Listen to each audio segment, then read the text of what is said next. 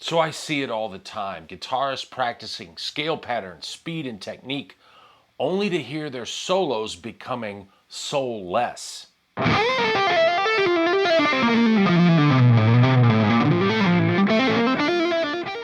We get more mechanical, but less musical, more robotic and less expressive. But there's a simple solution, and it's putting limitations on yourself when you practice.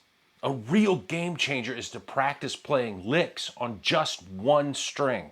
I know it sounds kind of crazy, but it's how I've helped countless students learn that even just using one string, we can play melodic, expressive solos like this.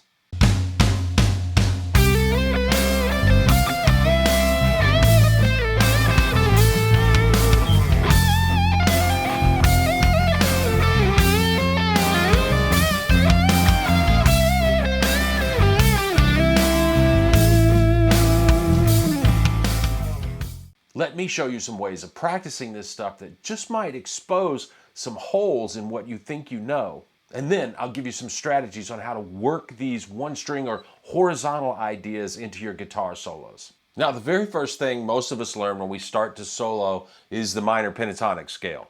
And we learn it in box patterns that span all 6 strings. Here's, for instance, C minor. That's pattern 1. And there are so many really cool guitaristic licks that we can play with that scale shape.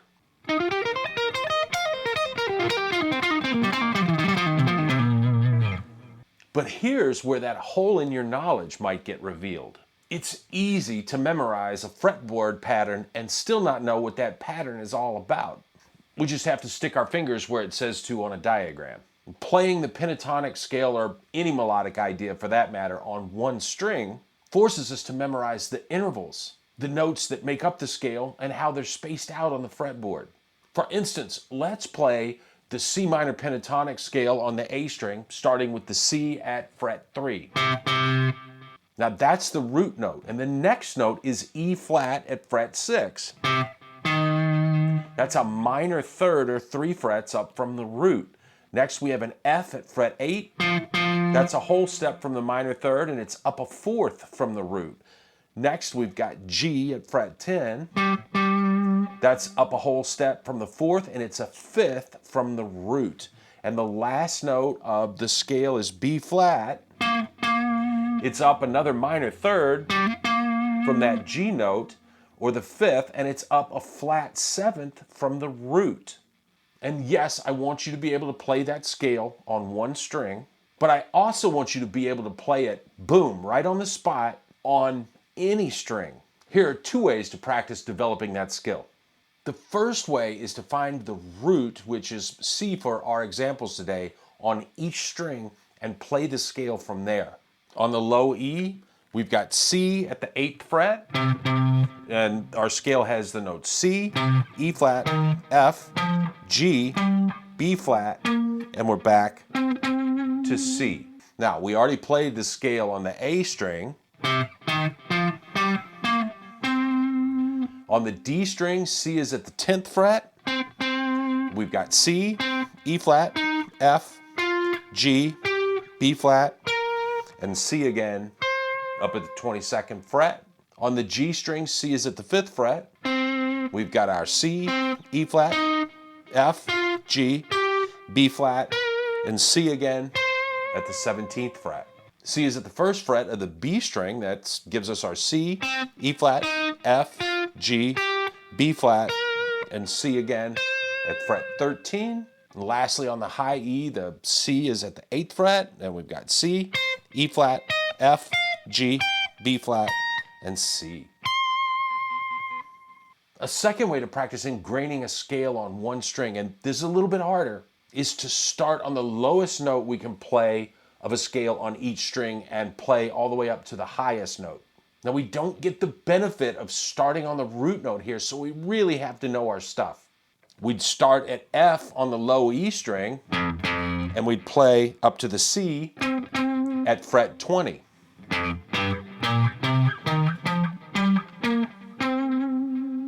On the A string, we'd start at B flat on the 1st fret, and we'd play to G. at the 22nd fret.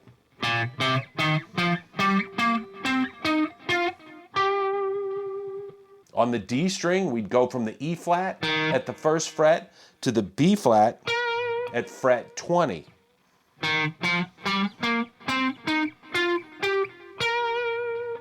On the G string, we've got the open G string to E flat at fret 20.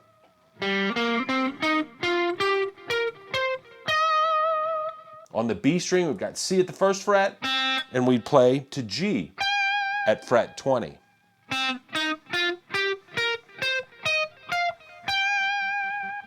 Lastly, on the high E, we've got that F at the 1st fret, and we'd play the C at fret 20.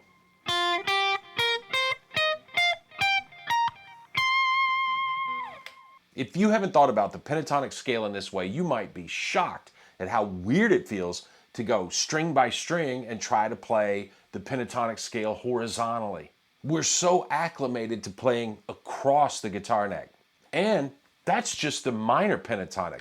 Remember, minor pentatonic has the notes or intervals. We've got the root, the minor third, the 4th, the 5th, and the flat 7th. I also want you to learn the major pentatonic, which has the intervals, the root, the 2nd, the major third, the 5th, the 6th, and we're back to our root. Or the intervals or steps between the notes would be from the root, a whole step, a minor third, whole step, and then minor third back up to the root.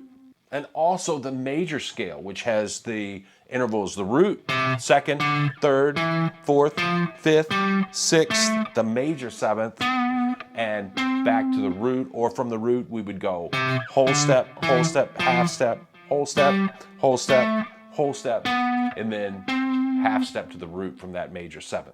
Practice the major pentatonic and the major scale with those same 2 exercises that I showed you for learning minor pentatonic. And ultimately, you want to be able to play the 3 different scales from any starting note on any string and play them as smoothly as this.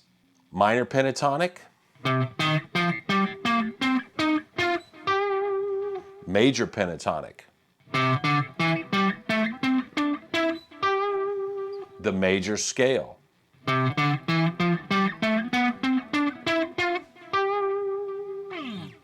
That's a lot, I know, but when you get comfortable playing the scales on one string, then you can start to use them to make up licks. Let's start with C minor pentatonic over a C minor chord. Start by making up licks using 3 notes in succession on the fretboard, like C, E flat, and F, or the root, the minor third, and the 4th, and make up a little pattern like C, E flat, F, then back to E flat and C. And if we add just a little bit of phrasing, like hammering onto the E flat, sliding into the F, pulling off to that E flat and sliding into the F and giving it vibrato, we're going to slide back to E flat, hammer on and pull off the F, slide back to C, and give that note vibrato. Well, now we've got a legitimate guitar lick. And then take it all the way up the fretboard, starting on each note of the C minor pentatonic scale.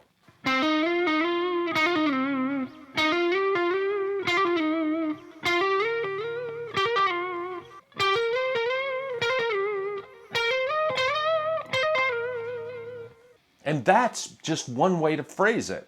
Try this. We could bend up to the 3rd note F, release the bend, slide into the F and back to E flat, pull off to the C, hammer on and pull off the E flat and back to C.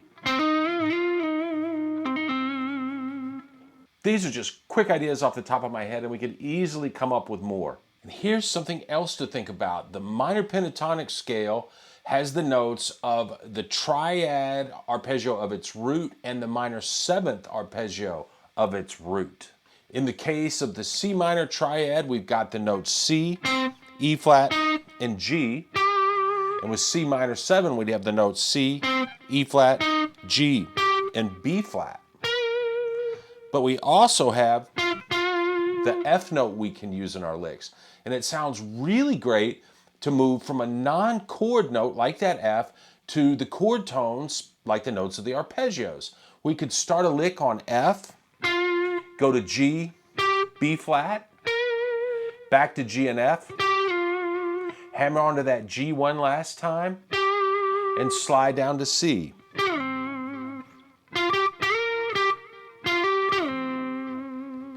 All it takes is that one non-chord note, or F, to make the lick sound more interesting.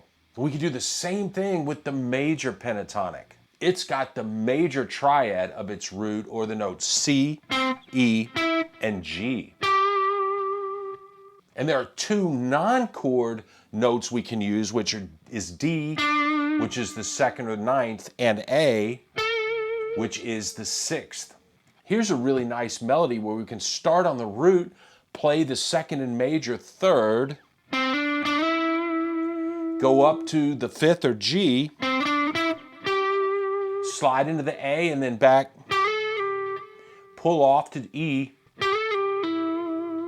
slide down to D, and then back to the E.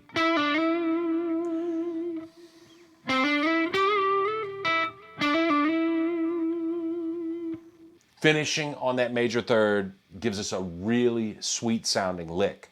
Now, how about licks with the major scale? Well, we've got two more notes to work with here. One of my favorite strategies for coming up with horizontal licks with a major scale is to take groupings of three notes, say C, D, E, and F, G, A. And we're going to combine those with slides and bends. Here's a great lick over the C major chord that we're going to play on the G string. Play C, D, and E at frets 5, 7, and 9. Bend the E up to F and release it. Slide up into the G and bend that note up a whole step to A and then release it back to G. And here's a little phrasing trick I call a sliding pull-off, where I start sliding down from the G note, and when I get about to the E at fret 9, I'm going to pull off to my index finger, which is on the D at fret 7.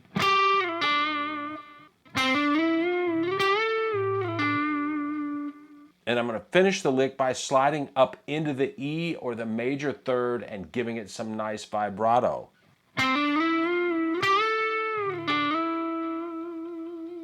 Now, in real life, we're going to be using more than just these one-string licks, of course.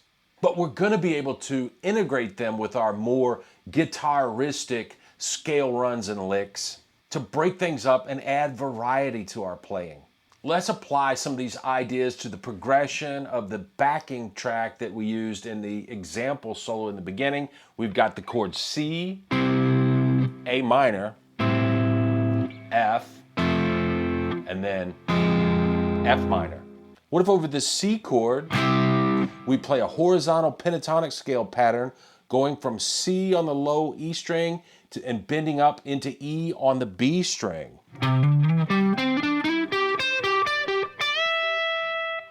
Over the A minor chord, we can use this horizontal lick from the example solo, playing notes from A minor pentatonic. Over the F, another lick from the example solo using the F major scale on the B string and some whammy bar phrasing.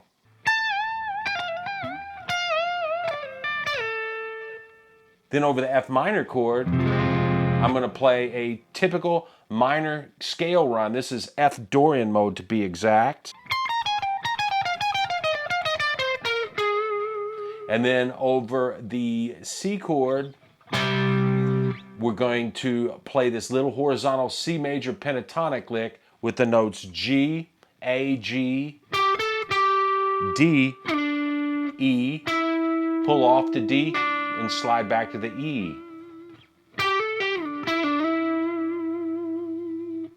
Let's put all of those lines together over the backing track and see what it sounds like.